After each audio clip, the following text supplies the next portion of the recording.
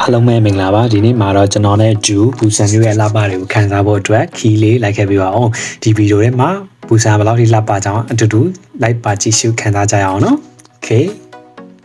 ပထမဆုံးကျွန်တော်ပေါ့နော်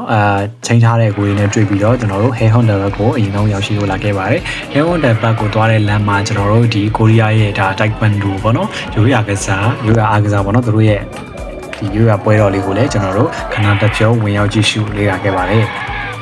သူတို့ကဒီတိုက်ကွန်ဒိုကိုတော်တော်လေးကိုမှ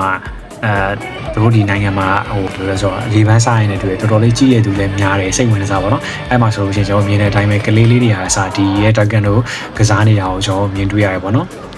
အရင်လဲတော်တော်လေးကိုအားပေးကြတယ်ဒါတော့နောက်ကနေပြီးကျွန်တော်ပန်းစောဒီဝိုင်းပတ်နေတဲ့အတူပေါ့နော်တော်တော်လေးလည်းစိတ်ဝင်စားဖို့ကောင်းတယ်လို့ဒါတော်တော်လေးကိုမှလည်းကြည့်လို့ရမ်းကောင်းပါတယ်ကျွန်တော်တိုက်ကွန်ဒိုကိုကစားတာဒါအရင်တော့ဗီဒီယိုထဲမှာမြင်ဖို့ပါတော့ဒါပထမဆုံးကျွန်တော်လက်တွေ့မြင်ရတဲ့ပုံစံပါလေးလေးတွေအမှမင်းလေးတွေခချောချောလေးပေါ့နော်တို့အကအိုင်နေပေါ့โอเคအဲ့ဒီပြီးတော့ကျွန်တော်ဒီ Hair Honda ဘက် Hair Honda နဲ့နီးရပေါ့နော်အဆောင်တော့တိုက်ကွန်ဒိုပွဲရအဲ့ကျွန်တော် Hair Honda ဘက်ကိုခဏတစ်ဖြုတ်လာခဲ့တယ်ပေါ့နော်ဖြစ်ရှင်တော့ကျွန်တော်တို့ဒီ Hair Honda တွေကိုလာတဲ့အချိန်မှာကျွန်တော်လာပြီးခဏမကြာခင်မှာလေလူရေကရေကြီးနေတဲ့အချိန်ဖြစ်တဲ့အတွက်ရေကဘယ်လိုလဲဆိုတော့လိုင်းလုံးကြီးနေလို့လေရေကူးလို့မရခဲ့ဘူးပေါ့နော်အဲ့တော့ကျွန်တော်တို့ကနောက်ရက်မှာရေဆော့မှာပေါ့နော်အဲ့တော့ကျွန်တော် Hair Honda မှာကျွန်တော်ခဏလေးပဲနေခဲ့ရပေါ့နော်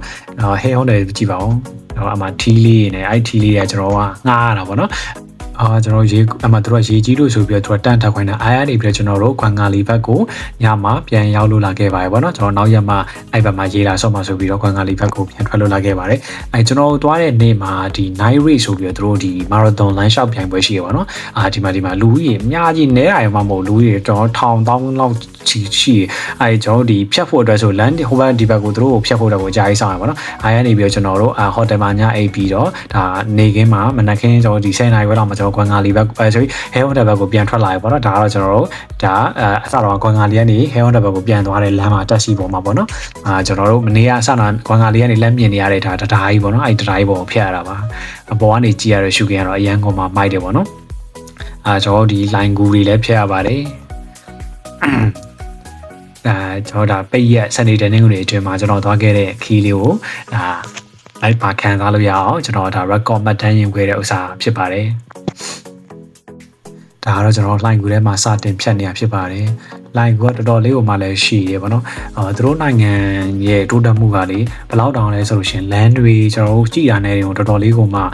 ဒီရင်စီကန်လန်စီကန်စမတ်ကြအရာအများကြီးကိုမှဒါအမကန်လောက်ဆရာပေါ့နော်ဒီလိုတိုးတက်မှုတွေမြင်တဲ့ခါတိုင်းမြန်မာပြည်အတွက်အရန်ကိုမှဝမ်းနဲ့စိတ်မကောင်းဖြစ်ရတယ်ပေါ့နော်ငါတို့နိုင်ငံအများဒီလိုမျိုးဖြစ်ရင်ဘယ်လောက်ကောင်းမလဲဆိုပြီးတော့လည်းဖြစ်မိရပေါ့နော်အားရနေပြီးတော့ကျွန်တော်တို့ဒါ line ကူတွေကနေဖြတ်ပြီးတော့က line ကူတစ်ခုတည်းလားနောက်ထပ် line ကူတစ်ခုတည်းကျွန်တော်ထပ်ရောက်တော့ပေါ့နော်ဒီမှာ line ကူတွေဖောက်တဲ့ဟာတွေပေါ့နော်တောင်တွေကိုသူကလုံးဝဖြိုပစ်တာမျိုးမဟုတ်ဘူးတောင်တွေကိုပဲသူကဒီ line ကူပုံစံမျိုးဖောက်ပြီးတော့လုပ်တာပေါ့နော်ဒီကိုရီးယားမှာအရန်ကိုမှလေဘယ်လိုလဲတဘာပတ်ဝန်းကျင်ထိသိမ်းတာအရန်တွေ့ရတယ်အဲ့လိုမျိုးဒီကျွန်တော်တို့ sign တွေမှာဆိုလို့ရှိရင်လည်း plastic အိတ်တွေအစားဒီကျွန်တော်တို့ဒီစက်ကူအိတ်တွေကိုပေး3နာရီတွေ့ရတယ်ပေါ့နော်အဲ့လိုပေါ့မြန်မာနိုင်ငံနဲ့မတူပေါ့နော်မြန်မာနိုင်ငံမှာဆိုလို့ရှိရင်တခုခုဆိုဘာပဲထုတ်အဲ့လိုကြွကြွကိုအများနဲ့သုံးကြပါတော့ဒါတော့ကျွန်တော်ပါတက္ကစီပေါ်ကနေโอเคဒါကျွန်တော်ပထမဆုံးဒီ Hair Honda ကိုမတော်ခင်ကျွန်တော်တို့ဒီပူဇာမှာရှိရဲ့နာမည်ကြီးဒါဖုန်းကြောင်းပေါ့နော်တွေ့ရတဲ့မြင်ကွင်းကကြည့်လိုက်အောင်ကျွန်တော်မြန်မာပြည်ကပွဲတော်ကိုပြန်ရောက်သွားသလိုပဲနော်ကျွန်တော်ဒီမှာနည်းနည်းလေး record လေးတော့မြန်ထားပါတယ်နော်ဗီဒီယိုကိုနည်းနည်းရှေ့တော့မှဆိုလို့ပါကျွန်တော်ဒီလိုရက်တောင်းနေပေါ့နော်โอเคဒါကတော့ကျွန်တော်တို့ဖုန်းကြောင်းကနေပြီးတော့လမ်းမြင်နေရတဲ့ဒါပင်လယ်ကြီးရဲ့ရှုခင်းပဲဖြစ်ပါတယ်ဒီပါဦးရန်လာစိတ်ဆိုးမှုတွေမြင်ရတဲ့အခါမှာ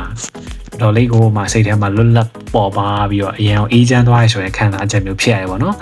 ်ရာသီဥတုတော့တော်တော်လေးကိုမှပူတဲ့ဘက်မှာပါပါတယ်တော်တော်လေးကိုမှပူတာမှနည်းနည်းပူတာမဟုတ်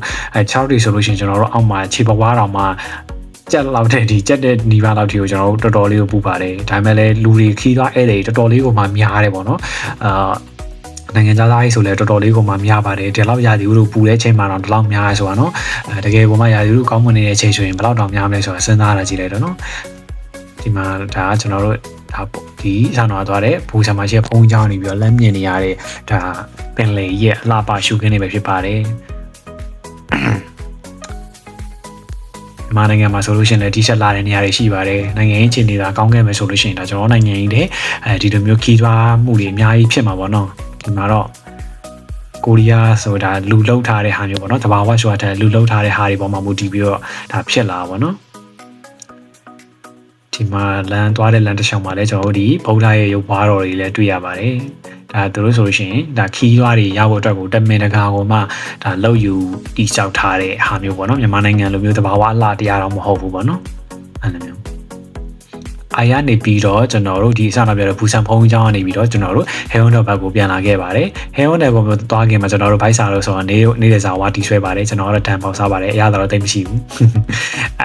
ဒါကတော့ကျွန်တော်တို့ Hey Honda မိဘမဖြတ်ခင်မြင်နေရတဲ့ 3D slide show ပါ Okay